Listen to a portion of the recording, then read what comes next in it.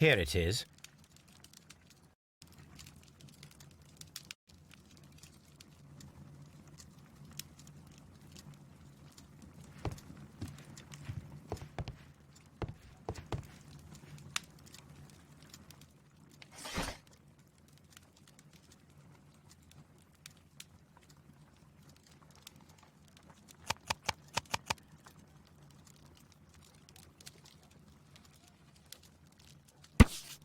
Here it is. And here is the Divine Syndicate's address. Perfect. It is time to find out what they have against Montague Dunn.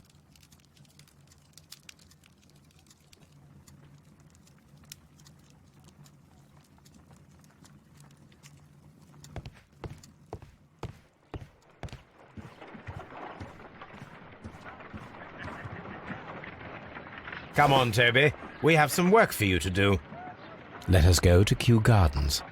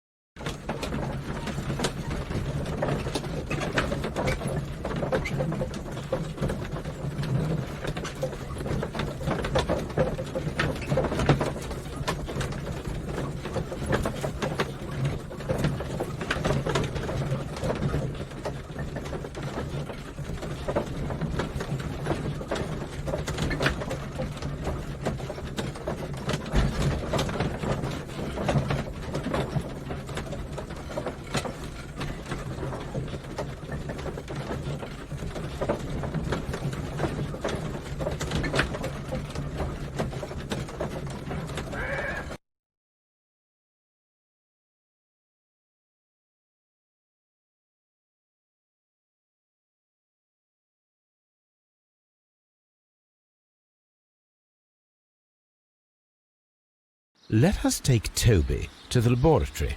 He will pick up the scent of this mysterious substance. Search, Toby. Search.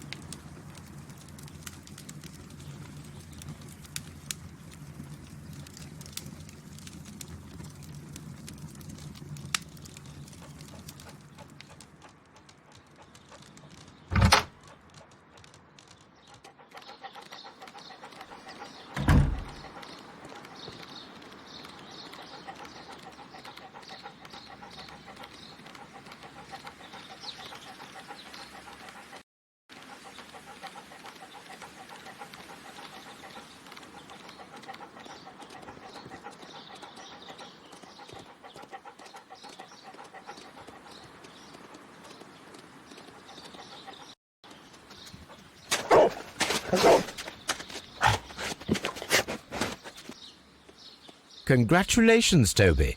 Now let us see what you have found.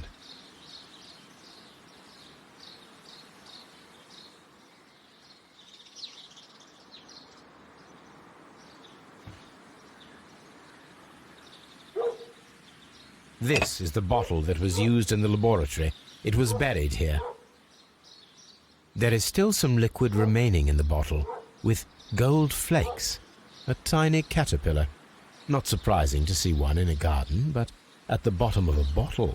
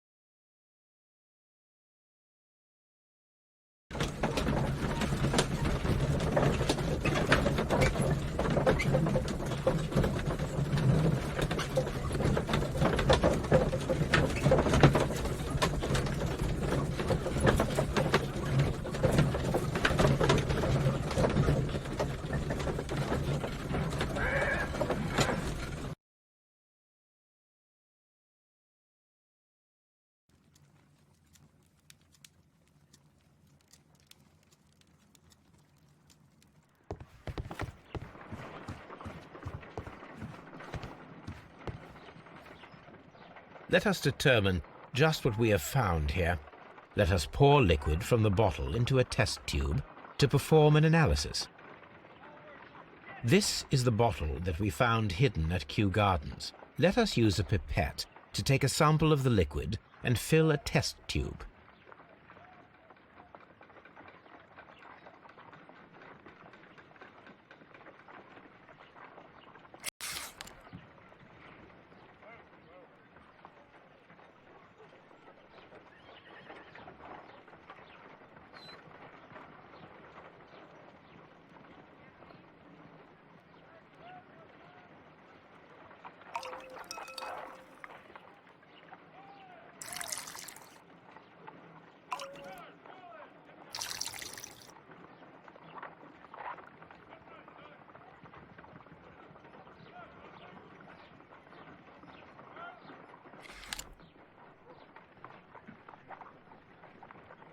A colorless, water-based liquid. Quite a strong floral aroma.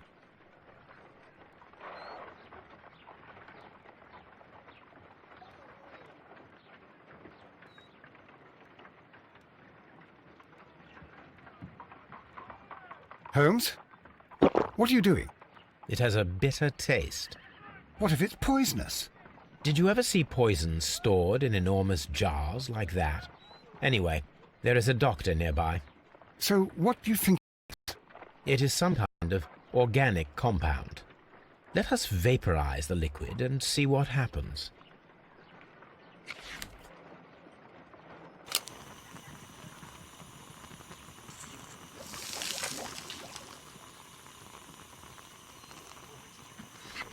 Small colorless crystals. Colorless, tiny crystals that are soluble in water with a floral smell and a bitter taste. Watson, could you pass me that small bottle, please? Of course. Here you are. Holmes, do you know what it is? Wagner's reagent. There was a label on the bottle that you passed to me. No, Holmes, I meant the bottle that we found. Let me add the reagent and see if there is any sediment, and then I shall tell you.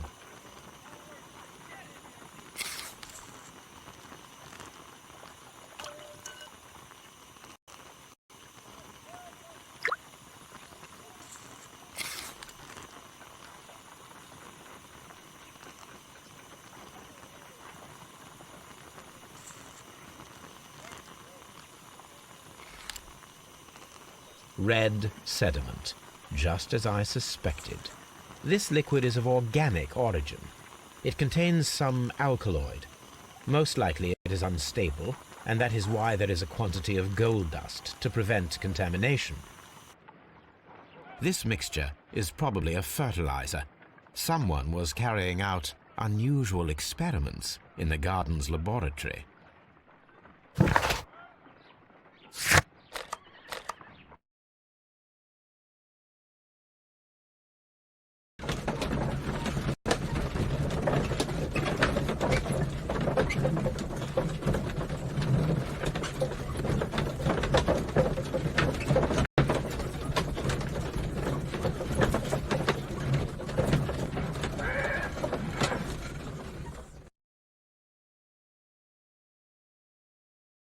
This place is beautiful, Holmes.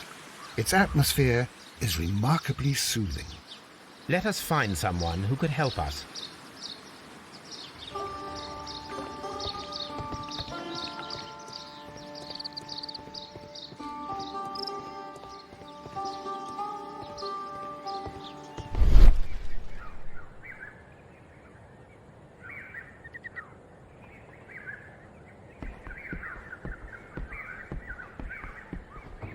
A fragment of a flower pot. Fragments of a flower pot. It fell down here.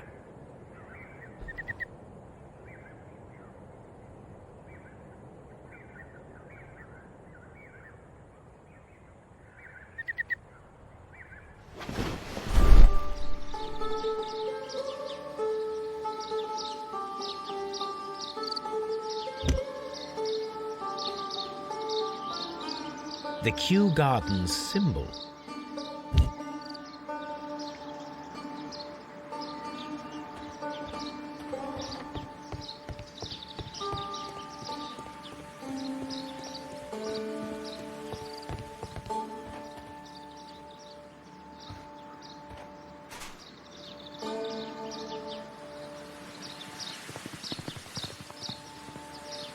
Good day to you, sir. My name is Sherlock. I am exalting the sap. A while can you wait? From the trace of elements and moreover from the quality of the ambient geotropism it depends. Therefore, please, mind my gravitropism. Its balance, do not disturb. Disturbed is most definitely the word. There. Completed is the symbiosis. Welcomed you are. To introduce myself I shall. I am the Green Grand Mystic. The Green Grand Mystic himself. This is me. Who am I speaking to? We are two gentlemen who are extremely interested in the vegetation philosophy that is advocated by this establishment. Listening to you, I am.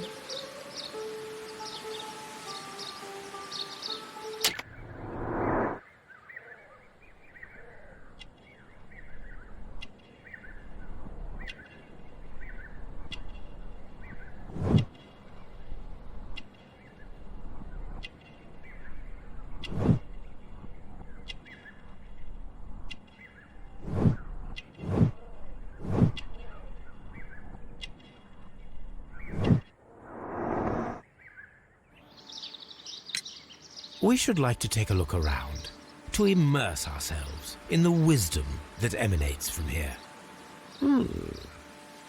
It is a school of anastomosis, the divine scholastic syndicate for vegetation veneration and meditation. You may say, the divine syndicate, glory to the eukaryotic. Only true devotees, those whose hearts are ready to spermatophize in sharing of knowledge, are permitted to physically enter our vegetable kingdom and its wisdom. And to be permitted, you must earn it. Yes. Do you have friends at Kew Gardens? None. Not worthy there.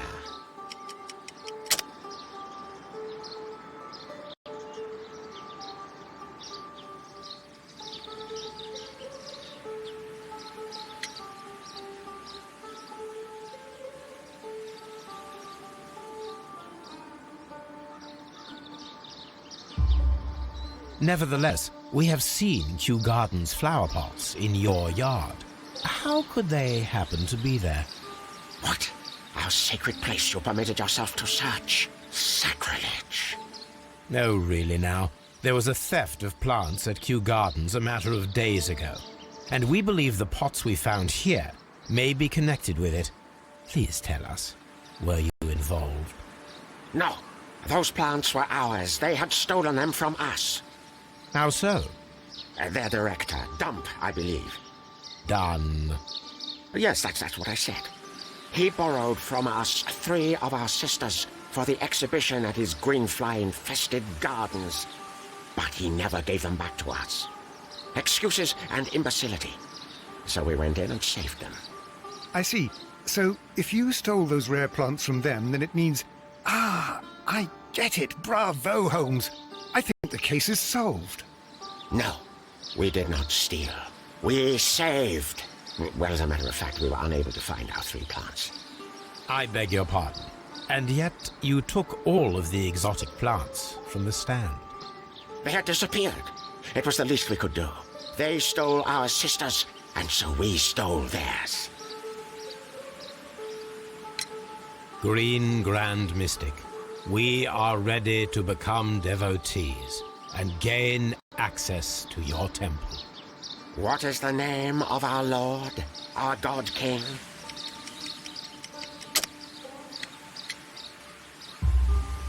Our God King's name is Treewan, Green Grand Mystic. Oh, la!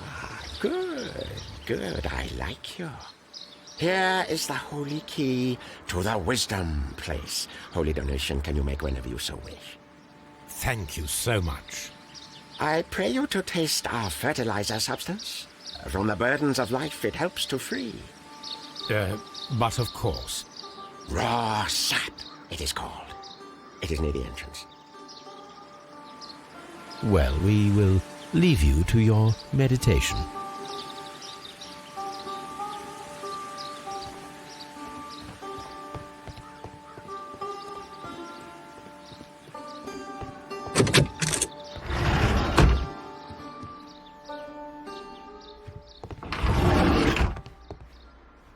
That should be the raw sap that the Green Grand Mystic spoke of.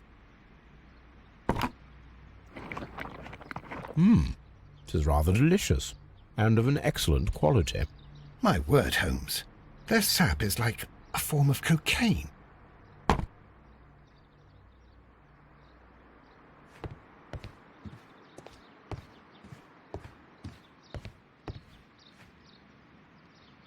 The list of plant friends and benefactors, lawyers, well-known manufacturers, political leaders.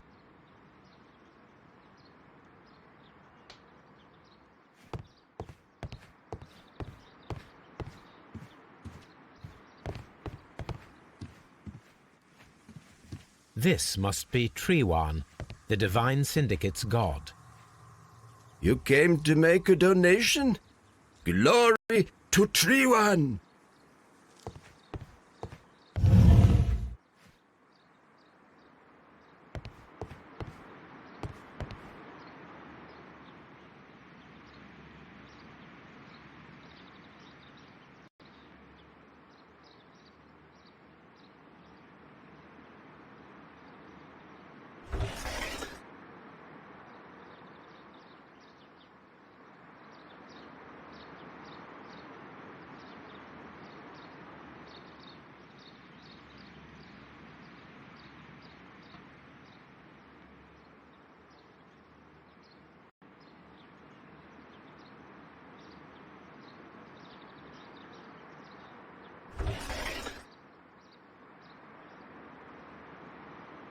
Caterpillars. They are raised as food for certain plants. Let's take them.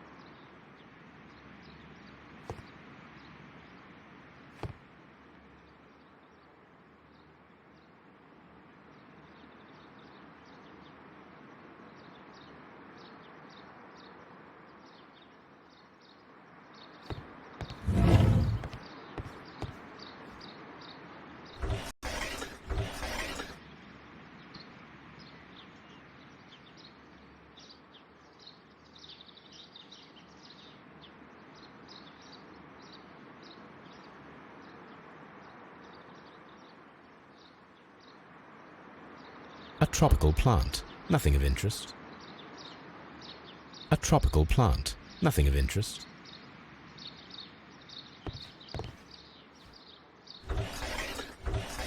A tropical plant, nothing of interest. A tropical plant, nothing of interest.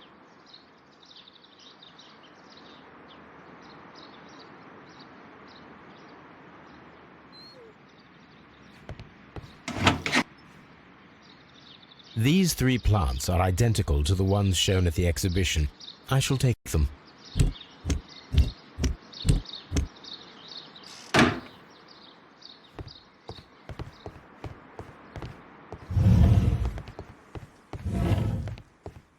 This door is locked, but I can try to open it.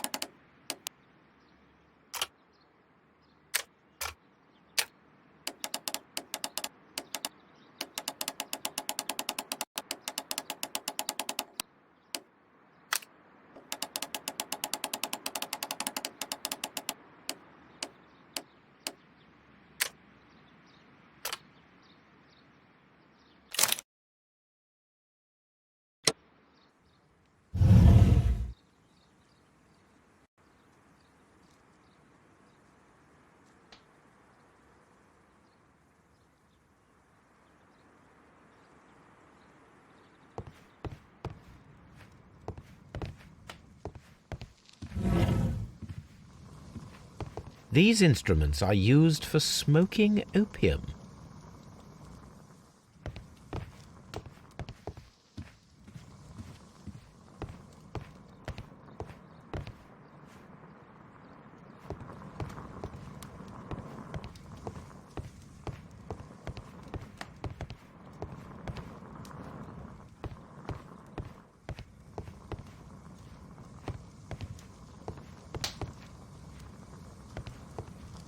A vast amount of opium.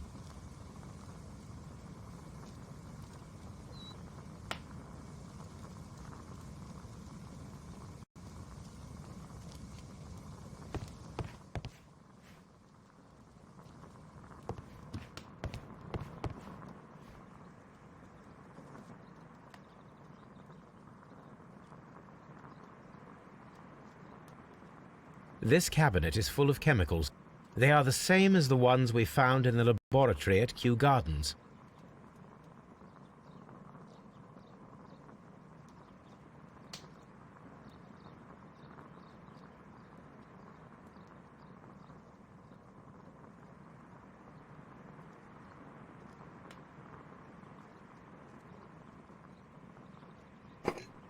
This substance is an alkaloid, the same as in the bottle we found in the bushes at Kew Gardens.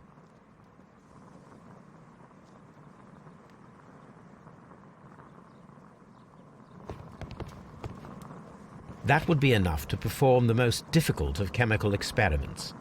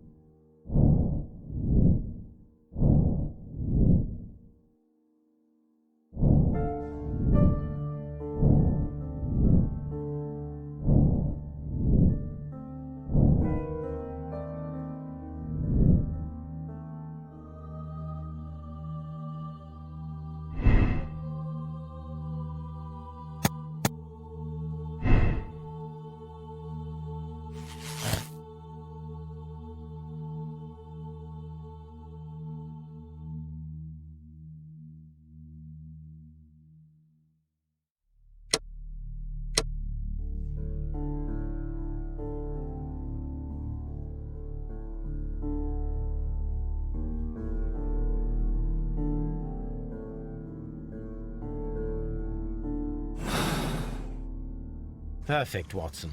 We can begin our experiment.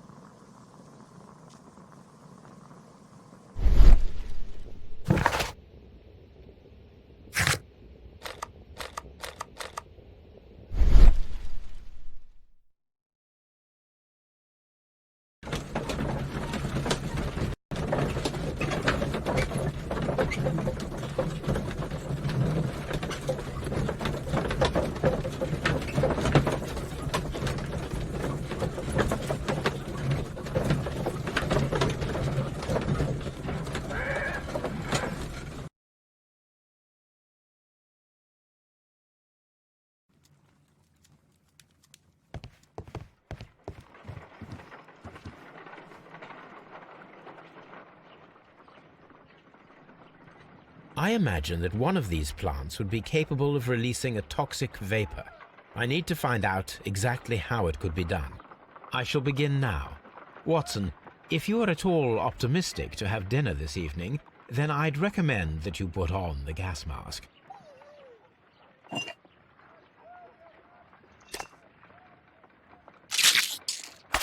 How interesting.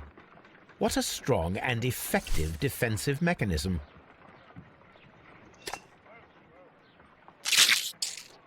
I find the behavior of predators utterly fascinating.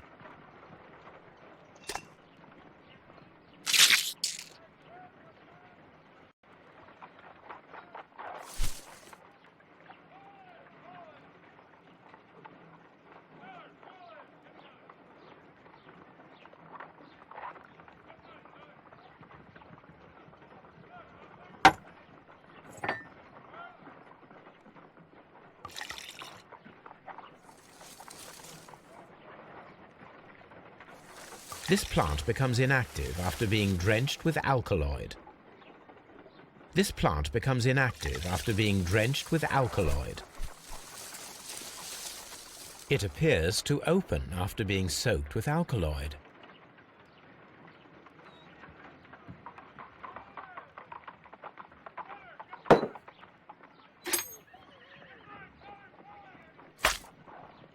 My word! It shot a spike at me after I stabbed it with a pin. I imagined that its reaction would be ferocious if I increased the strength of my attack.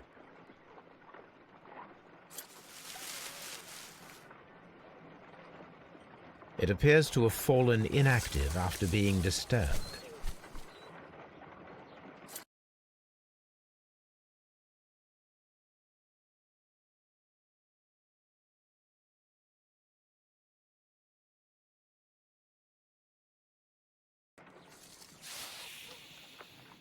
It closed again. I believe I saw a small cloud of gas. I wonder what secrets this plant is hiding.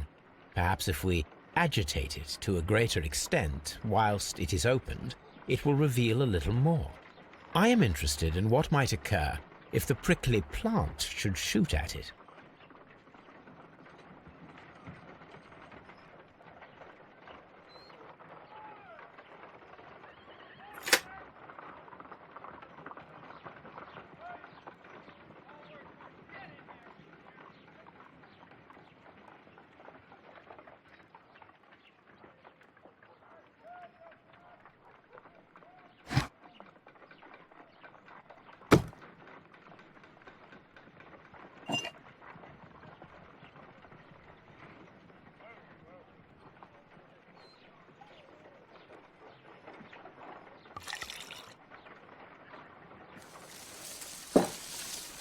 It appears to open after being soaked with alkaloid.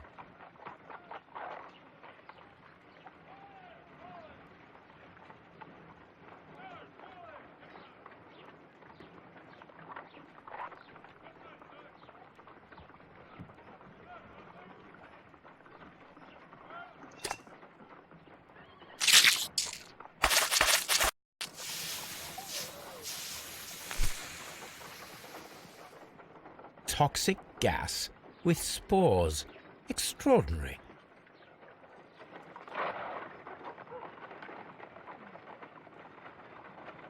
The plants would be capable of killing only if they were directly next to the victim. and stimulated at precisely the right moment.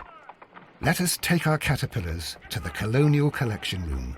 We may see things more clearly there. It is too early, Watson.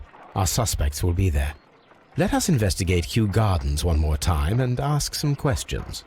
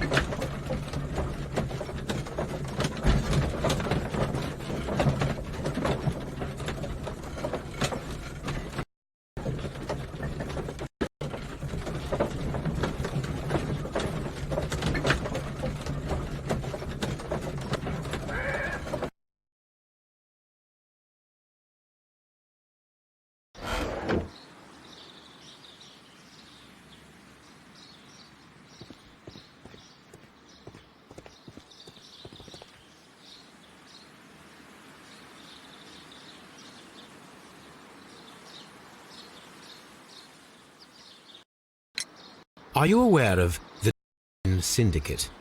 The Divine what? Is this a joke? No, I am quite serious. What a ridiculous name. Anyway, I have never heard of this syndicate.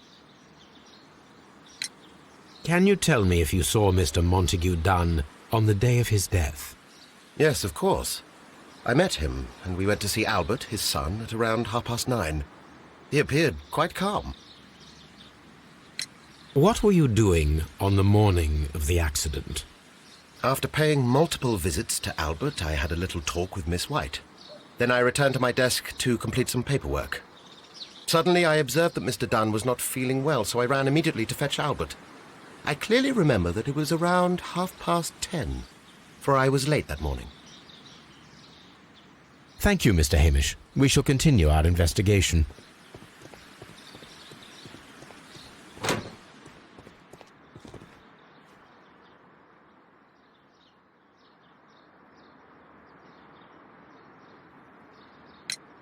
Your father's death does seem highly suspicious. What were your movements here on that day? Suspicious? Well, I was working in the seed house, taking care of something, or Lear Pontus, or... No, wait. These Latin names. And I spent so many hours trying to memorize them. Did you see your father that day? Yes. He came here with Mr. Hamish for his weekly visit. There was nothing unusual about that. And then? Nothing. They stepped out to the backyard. It was perhaps 20 minutes before 10 o'clock. Then about 10 minutes later, I saw my father heading for the dry tropics room while Mr. Hamish returned here.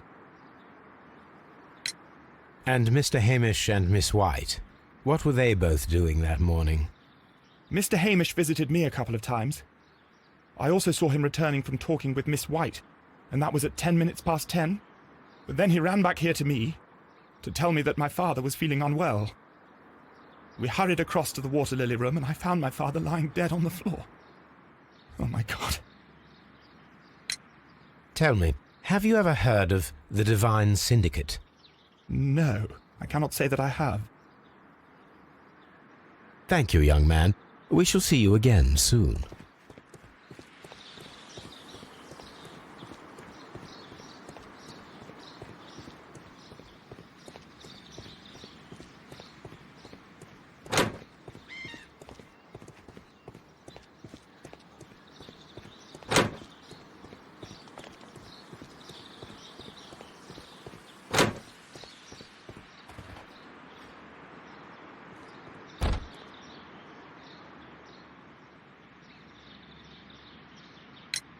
Can you tell me what Mr. Dunn was doing upon the day of his death? I can, but there is nothing very special to say. I was in the laboratory when I saw Mr. Dunn heading towards me. Tuesday is the day of his weekly visit. It was supposed to be at 9, but he was 10 minutes late, as usual. And then? Well, he came in to say good morning. Then I saw him spend 2 or 3 minutes by the plants outside the laboratory.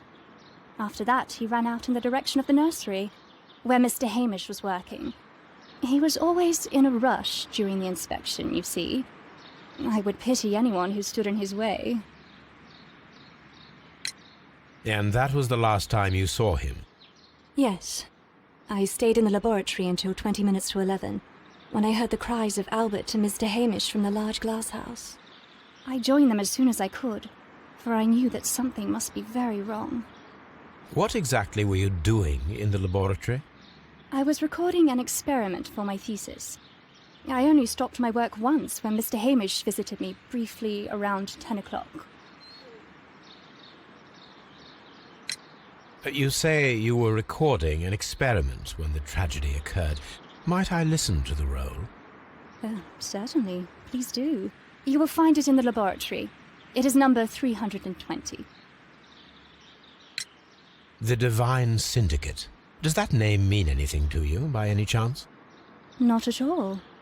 But it is a very pretty name. Thank you, miss. Everyone has gone, Holmes. The way is clear.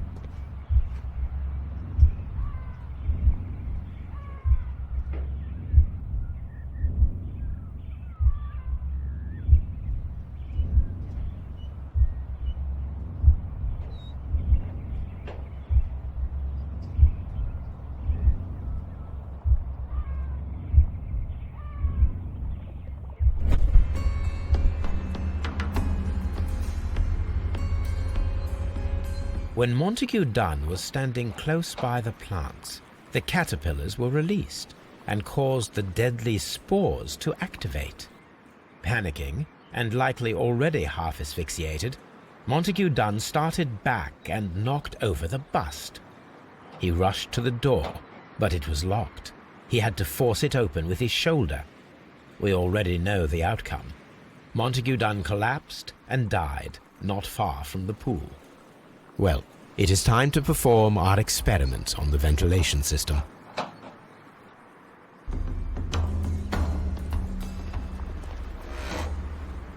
The caterpillars could only fall from the ventilation duct. Our caterpillars are in place. I'll activate the ventilation system so that they fall down. Watson, stay here and observe. All right, Holmes.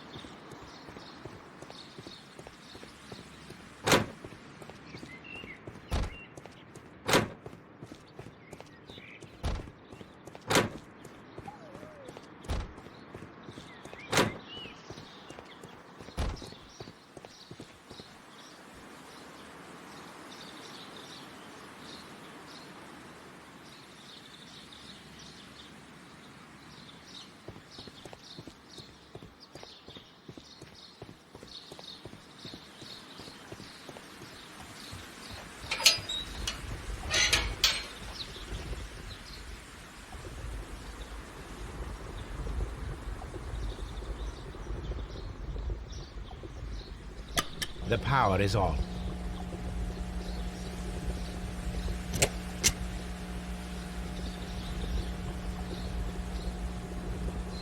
The engine has stopped. The ventilation system is working.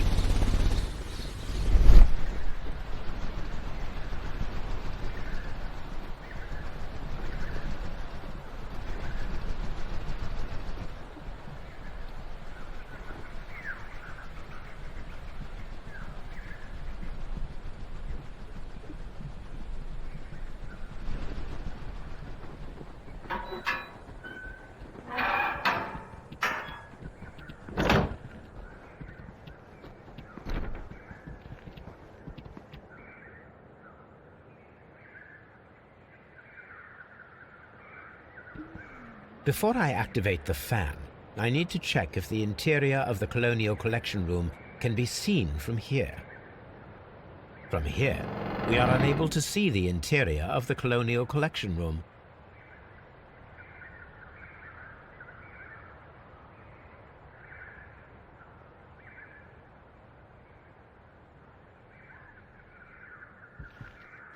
Excellent.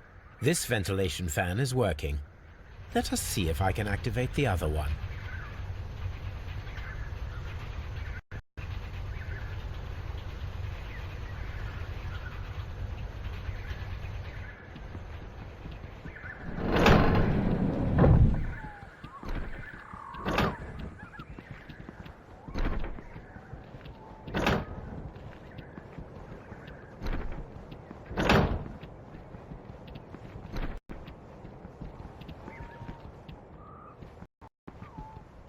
We can see the interior of the Colonial Collection Room from this window.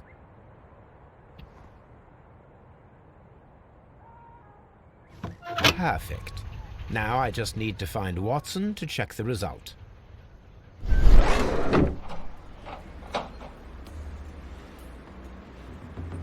It works perfectly, Holmes. Bravo.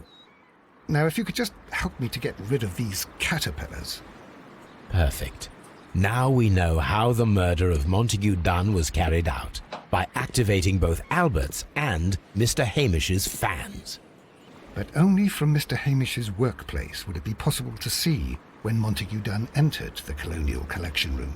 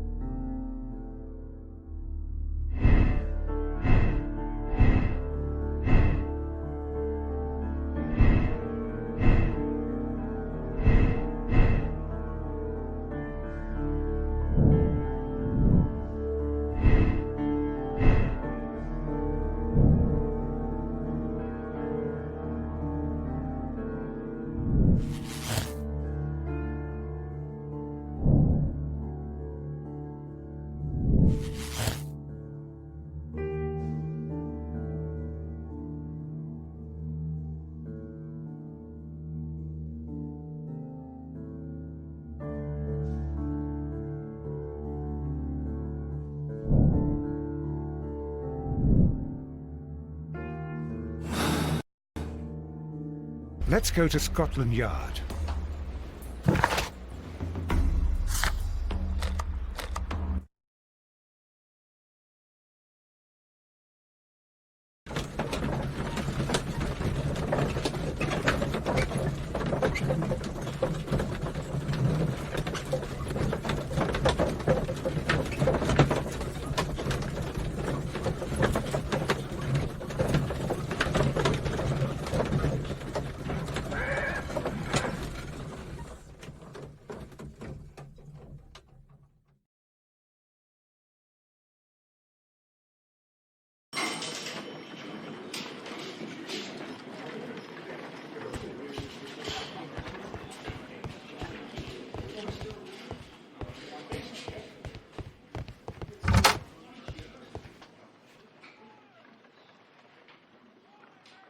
Inspector, I believe that Martin Hamish is guilty of the murder of Montague Dunn. Aha! I knew it. I'll send the lads around to arrest him. Very good. I shall wait to hear from you.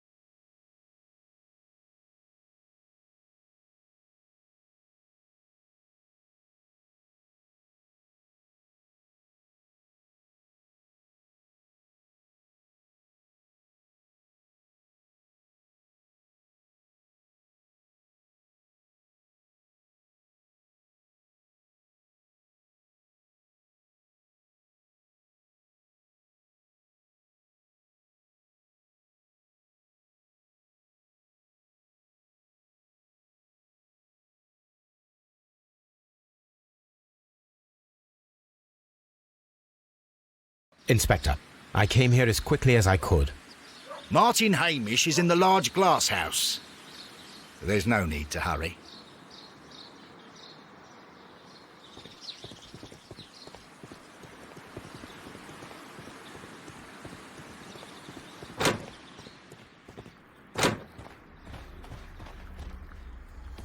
Holmes, my God! Yes, we found him like that. Our messing around with the ventilation system didn't go unnoticed. Mr. Hamish realized that we knew. Inspector, could you arrange the body, please? I should like to examine it.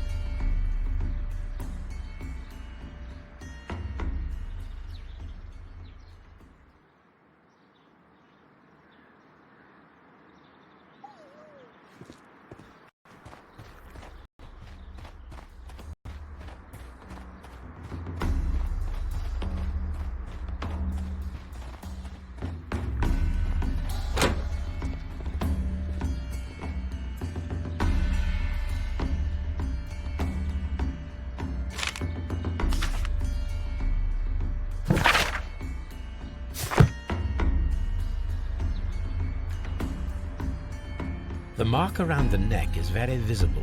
He died instantly.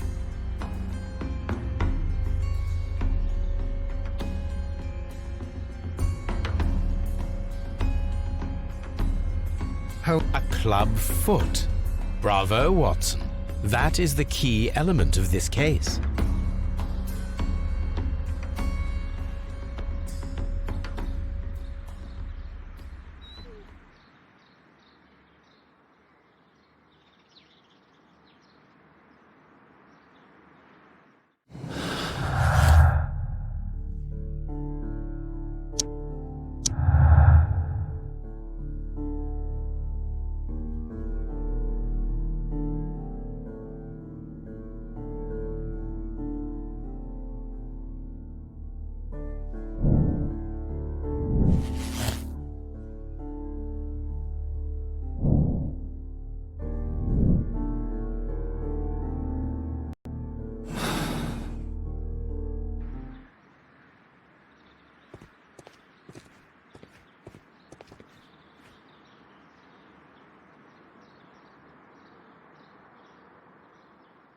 Something about this rings very oddly. Why do you say that, Mr. Holmes? Why? Because of Mr. Hamish's club foot. Oh, I deserve to be kicked from here to Charing Cross. I should have noticed it. But, Mr. Holmes, I can't see why. No, I don't suppose you do. You must recall that Mr. Dunn was locked inside the Colonial Collection Room by the murderer. If it was Mr. Hamish, he would have had to run up to his workplace to trigger the fan situated above it, taking into consideration the condition of his foot. Well, it is still possible. Perhaps, but it is rather strange that such a person as Mr. Hamish decided to base his plan on the speed of his gait. You mean to say that somebody helped him? So the suicide is questionable? Correct. Mr. Hamish accuses only himself in his letter, and so the investigation stops. Possibly an accomplice, then? That idea had not occurred to me, Mr. Holmes. I have another idea, Inspector. Thanks to the testimony that we have collected, we are able to rebuild the events as they took place that day. With a timeline, such as we did in the Jack the Ripper case. Precisely. The map at the entrance of Kew Gardens should help us with our timeline. Let us analyze the facts and statements so that we may recreate the events of that morning.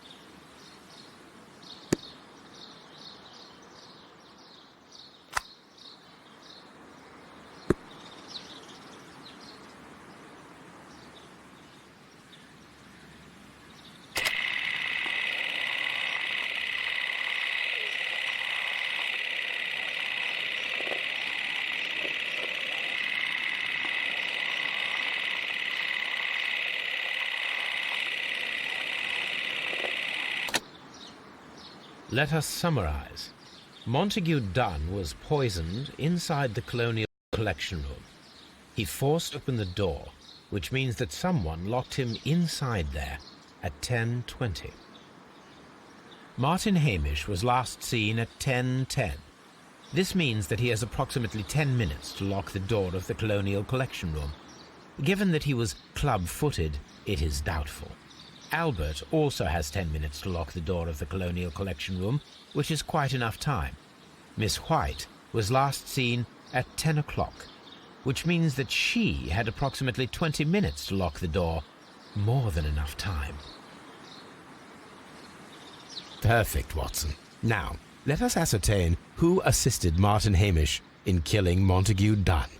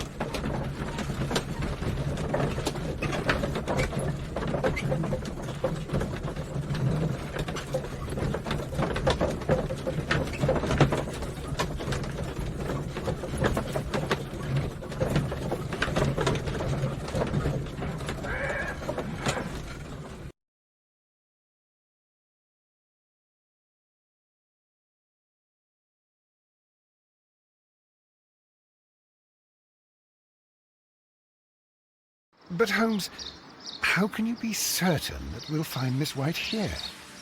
It is obvious, Watson. Just use your brain. I am using it. I do use it.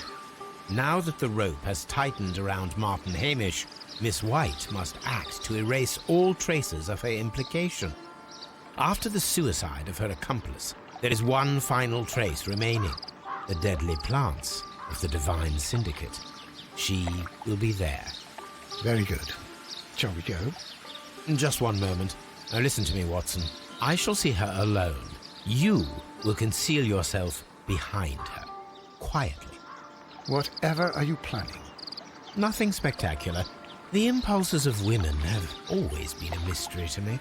But she is a bold one, and so we must be cautious. All right. You can count on me, Holmes.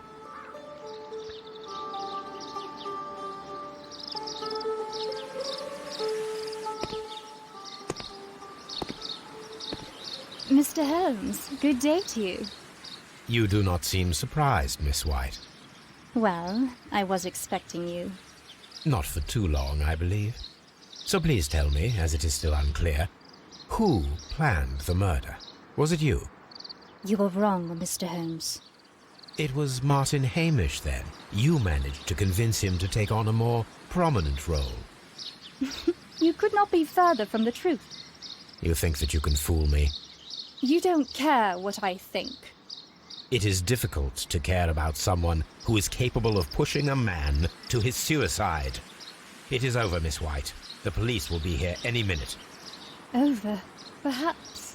One moment you were here, and the next, you were on the other side. The other side? No! Stop!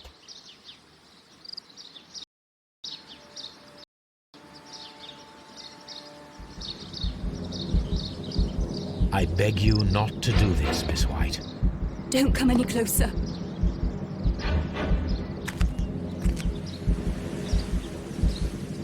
Please remain calm. We can help you. Not one step further. Don't try to stop me. Stop this foolishness. You cannot truly want to die. No, it's too late.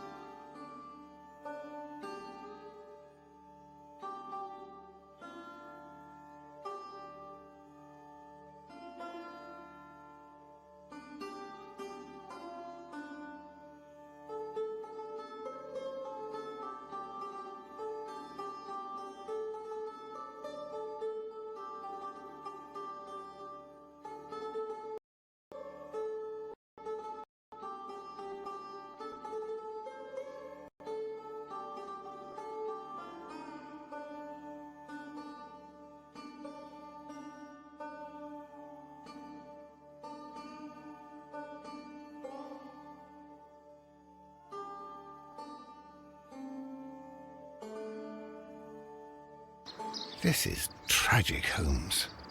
Are you able to do anything? I'm afraid not. The poison has been fulgurating. Her heart stopped instantly, poor child.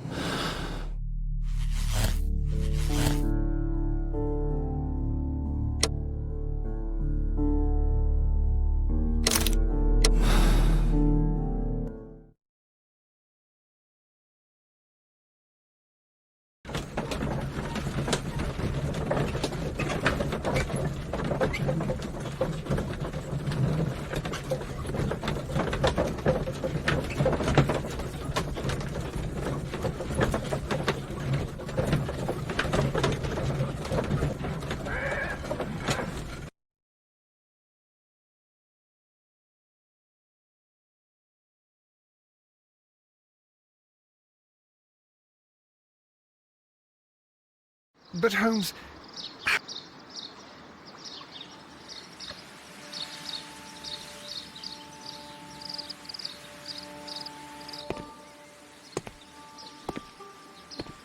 Mr. Head?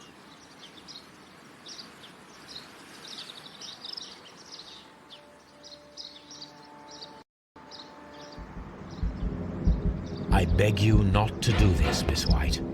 Don't come any closer.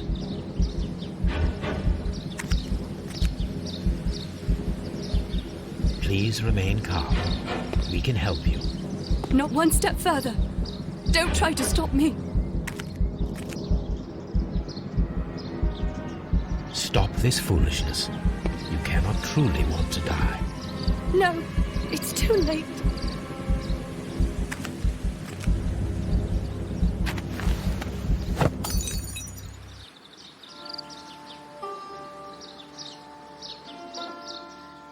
Well done, Watson. She was not faking. Miss White, you have no right to take your own life. Dr. Watson? Did you just save me? Or worse?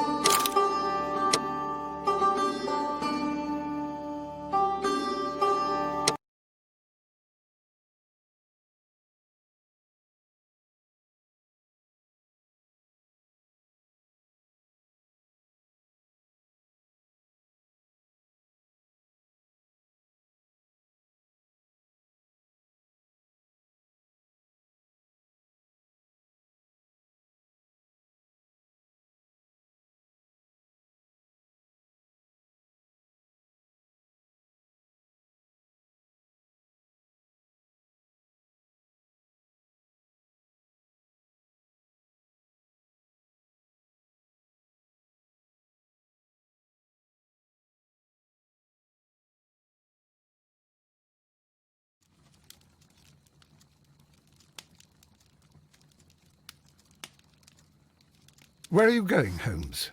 Have you been invited somewhere? We have been invited, Watson, We have. Where to? to the Baker Street Irregulars' annual dinner. They sent us an invitation. It is on the table. A dinner? How could those street urchins afford anything like that? I can't understand your interest in them, Holmes. They're dirty. They wouldn't hesitate to steal your wallet. Watson, you should be excited. It is a secret dinner. Its location changes every year. Read the menu. Sounds mouth-watering.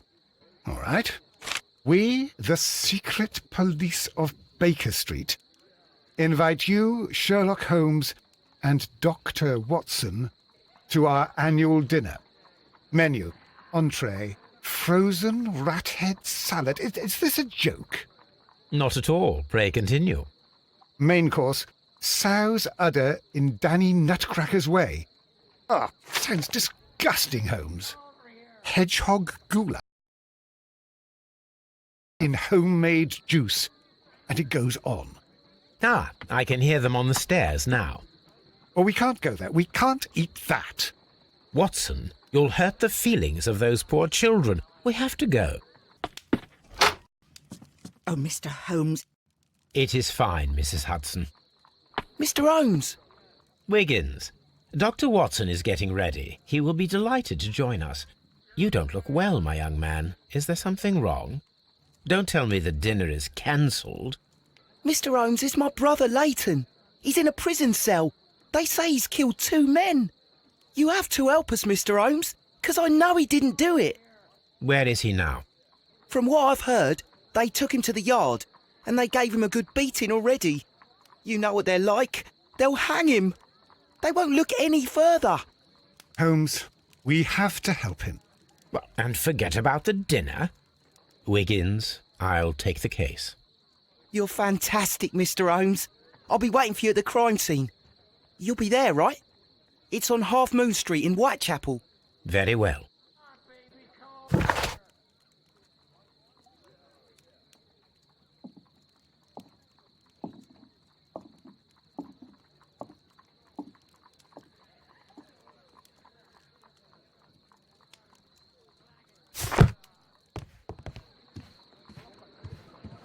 Hello, Toby. All you need now is a shawl and a mop cap, and you could be Mrs. Hudson's younger sister.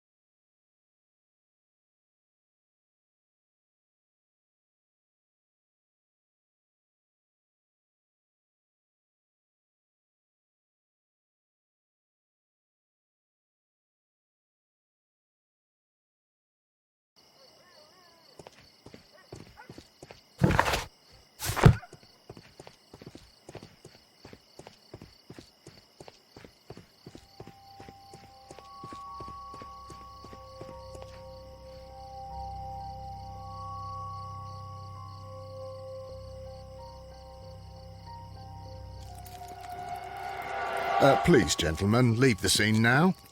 Oh, Mr. Holmes, is that you? Good evening, Constable... Constable Marrow.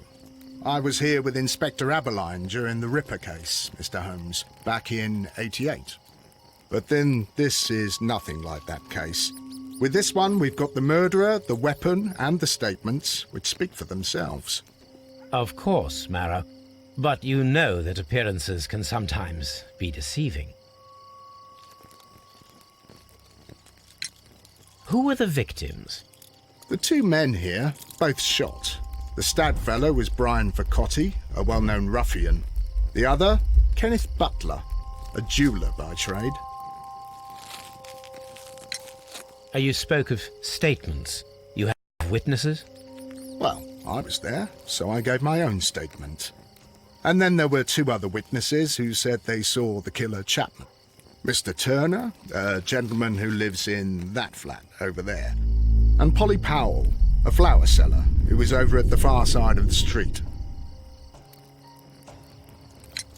So, Constable Marrow, I should be delighted to hear your testimony. I was standing at the north side of Half Moon Street. That was the side that you came from. But you would have been unable to observe this part of the street, where we are standing now. That is correct. But I saw the two victims slowly enter Half Moon Street, and then shortly after, the fireworks started. A few minutes after that, the fellow Chapman rushed towards me and ran into Half Moon Street. Please continue. I didn't pay attention, but suddenly I heard a woman's cries and police whistles on the other side of Half Moon Street. I rushed over there and I saw the two dead bodies on the ground. When I reached Whitechapel Street, I saw Leighton Chapman. He'd been caught by two police constables. Did you hear the shots? I didn't hear any shots. The fireworks were all over the sky. They were so loud I couldn't hear anything else. What were the fireworks in honour of, Constable? Well, today's Queen Victoria's birthday, Mr. Holmes. Yes, I appear to have lost track of the days. It is May now, of course. Constable Marrow, what else caught your attention while you were running through Half Moon Street? I saw nothing but rats, and I took the time to light every corner with my lamp. Did you happen to look up at Mr. Turner's window when you were on Half Moon Street at that time? Yes, I saw that the window was open, but no one was there. It was dark in the room. Constable, your statements have been of great value to me.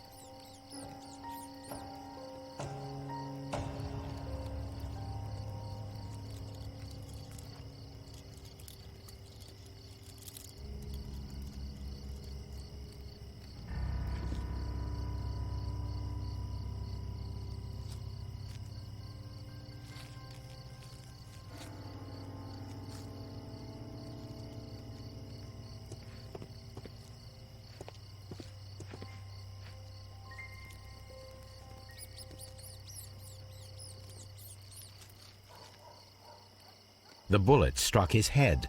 This man didn't stand a chance.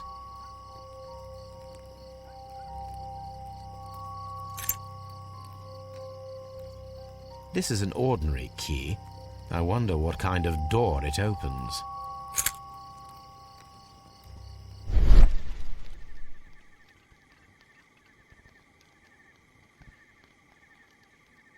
A piece of wood that has stuck between the cobblestones.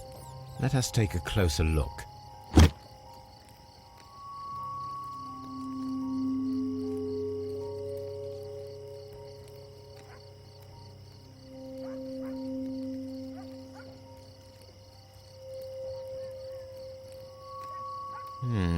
This shard of wood is quite new.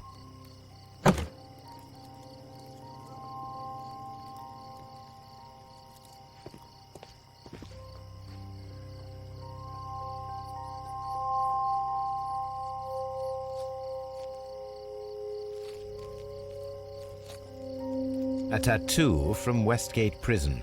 Vicotti must have done some time there.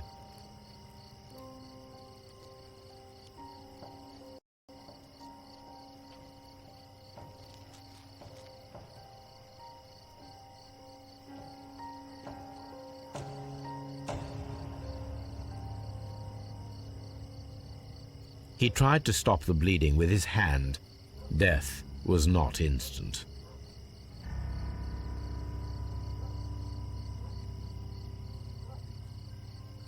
The bullet penetrated his stomach, a dreadful wound. Brian Vicotti suffered greatly. What a terrible way to die.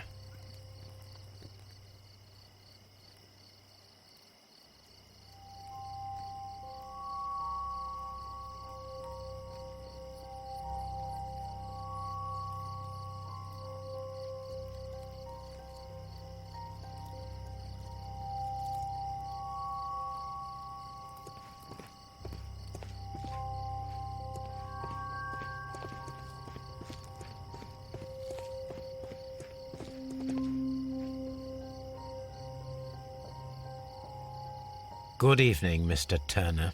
I heard Constable Marrow reply to you as Mr. Holmes. Are you that detective gentleman? I've heard of you. And, well, I know things about this evening. Excellent. Might we hear your story? Could you tell us everything that you may have seen or heard? I was already in bed when the fireworks started. A few moments after, I clearly heard 2 gunshots from outside. Please continue. I quickly got up and I grabbed the lamp from my nightstand and I rushed towards the window. I looked down and I saw 2 bodies. And there was a man with a gun who was standing nearby. Where exactly? Well, near this body. Did he notice you? I don't think so. He rushed towards Whitechapel Street without looking around.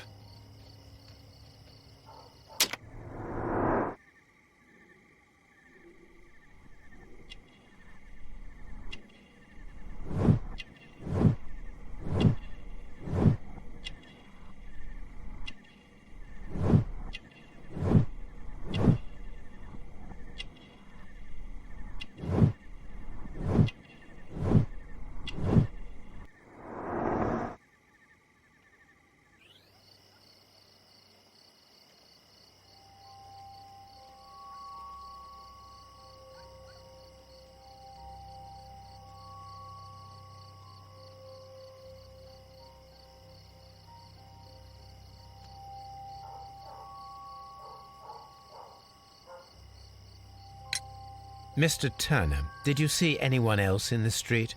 No, I saw no one but that man, the murderer, the fellow they caught. Were the 2 shots you heard consecutive? Yes, there was a very short pause between them, and they sounded different somehow. It seemed to me that the second shot was louder than the first. That is an interesting comment. Mr. Turner, what were your actions after you stepped up to the window? I was afraid that the man with a gun might return, so I stayed close to the window till I saw the policeman coming in the Half Moon from Whitechapel. Then I walked out to tell them everything I saw. You have helped us a great deal, Mr. Turner.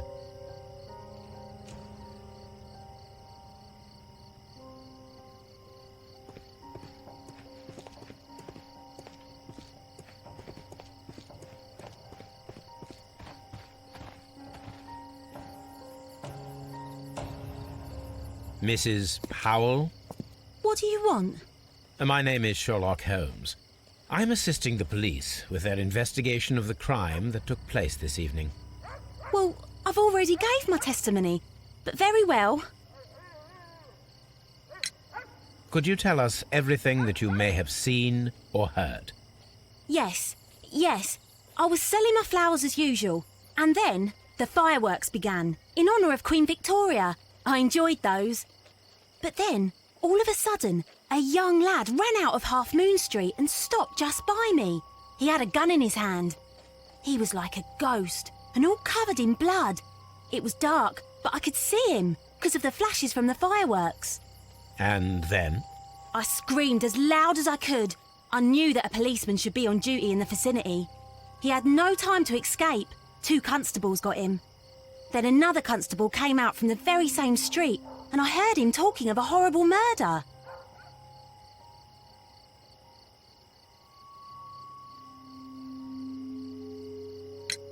Mrs. Powell, did you hear the gunshots? I'm not sure. You know, what with the fireworks?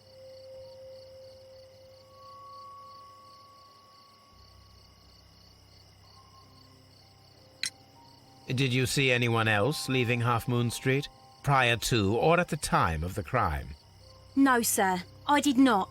Even with all the fireworks, I was very attentive, as I'm always on the lookout for customers.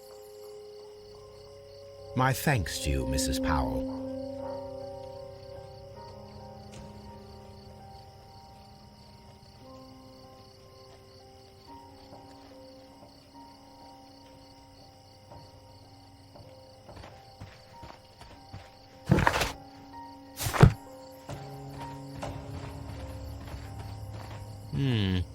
This mirror is turned towards Half Moon Street.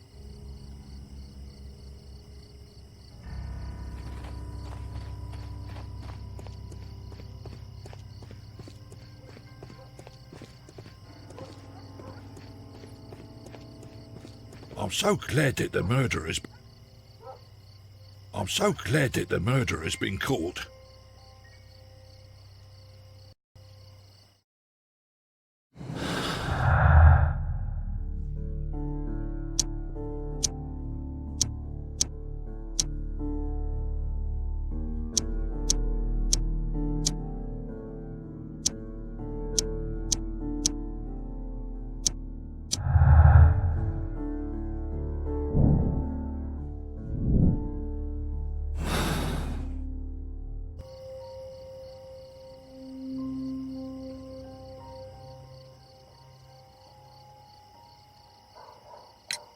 Mr. Turner, you have stated that you remained close by your window after the crime. Is that correct? Oh, yes, Mr. Holmes. I stayed at my window until the policeman arrived to examine the dead bodies.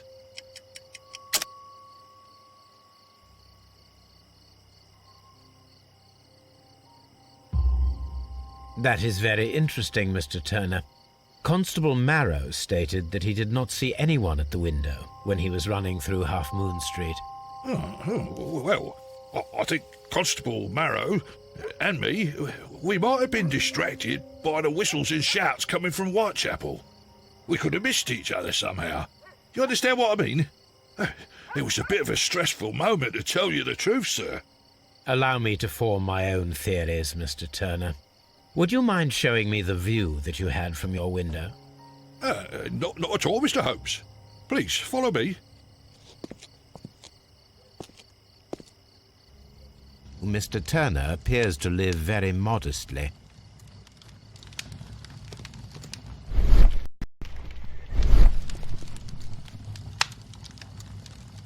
This fire is dying out. It was last tended to over an hour ago.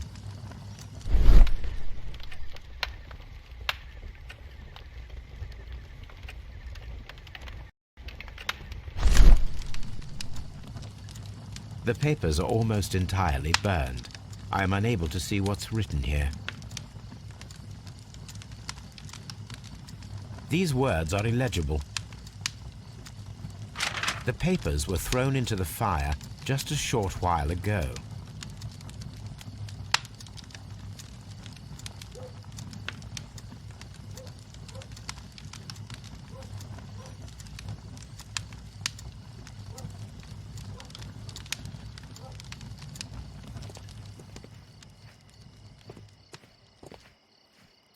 Mr. Turner was roused from his bed by the sound of gunshots.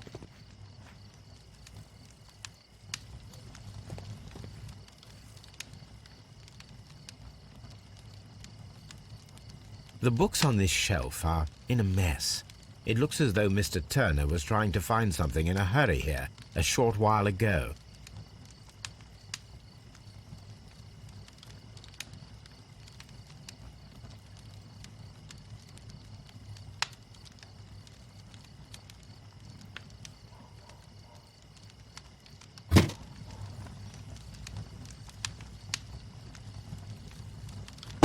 A perfect match. So, Mr. Turner broke his stick when it became stuck between the cobblestones. He did not mention that he was so near to the victims.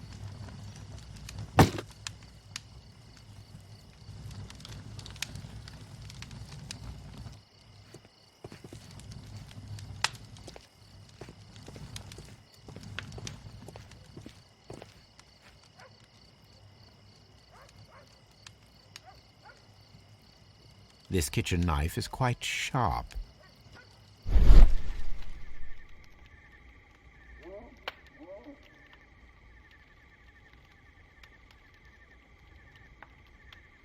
There are pieces of shredded paper scattered over the table. This kitchen knife was used to cut the paper.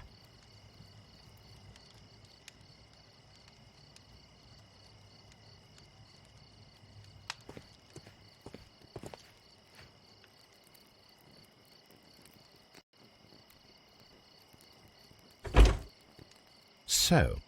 That's the view Mr. Turner had when he opened the window. Brian Vercotti's contorted corpse.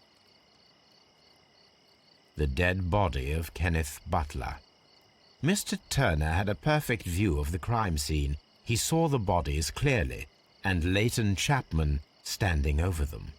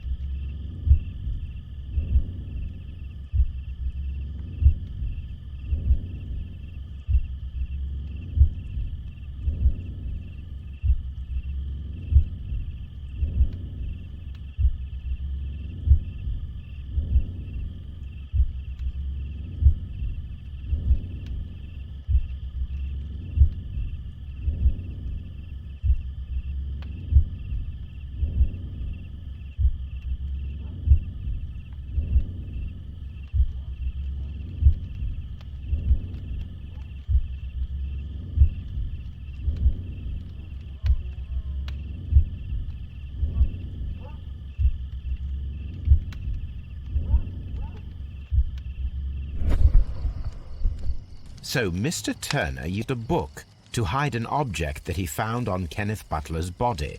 The question is, what did he find?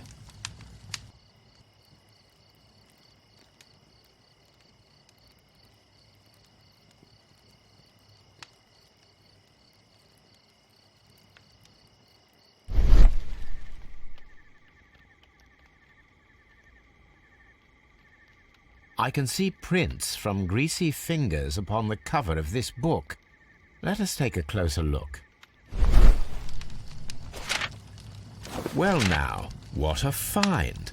A precious jewel, concealed inside a book.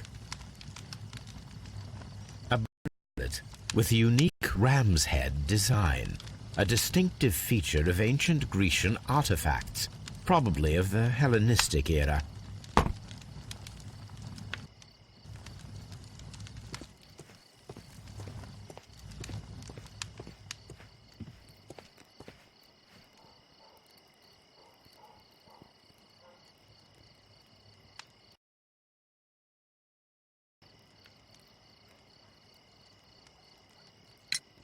Mr. Turner, how would it be possible for a man of advanced years, such as yourself, to rush from his bed to the window in a matter of seconds, as you have stated? Well, I'm able to move very quickly, despite my age. And when the situation requires it, Mr. Holmes.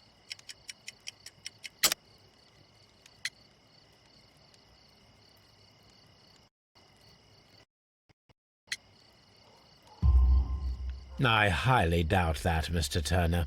I observe that you suffer a severe limp due to your injured right leg. It would have taken at least 10 seconds for you to approach the window. That means you could have easily missed something or someone in Half Moon Street during that time. You're right, Mr. Holmes. I could have missed something. But it did seem to me that everything happened so quickly. Time can pull tricks on you. And what of everything else that you told us? Mr. Turner, it is vital that we have your complete and true statement. Mr. Holmes, I do assure you that the other things I said were most sincere.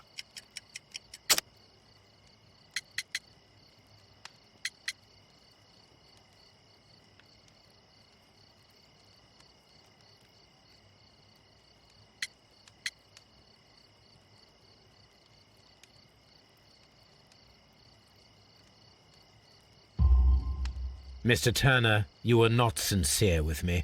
Not then, and not now. But Mr. Holmes... This, Mr. Turner, does not look like anything that a poor man might possess. It is worth more than the home that you live in. I can explain. No, merely correct me if I am wrong. You saw Leighton Chapman through the window, but you also noticed a glittering object on the ground, this precious jewel. You walked down and took the bracelet from the body of Kenneth Butler, and when you heard the whistles, you hurried away. That broke your walking stick. It caught fast between the cobbles. Constable Marrow was unable to see you in the window, as you were climbing up the stairs on your way back to your flat. Upon returning home, you hid the precious jewel inside a book. Mr. Holmes, please don't send me to prison. I didn't do anything bad. I'm just a poor man. When I chanced upon the bracelet, I saw it as an opportunity to make a little money. I was desperate. I only took the bracelet, that's all, I swear. You made a mistake by lying to me. But you are not a criminal. I believe that. Although I must return this bracelet to its rightful owner.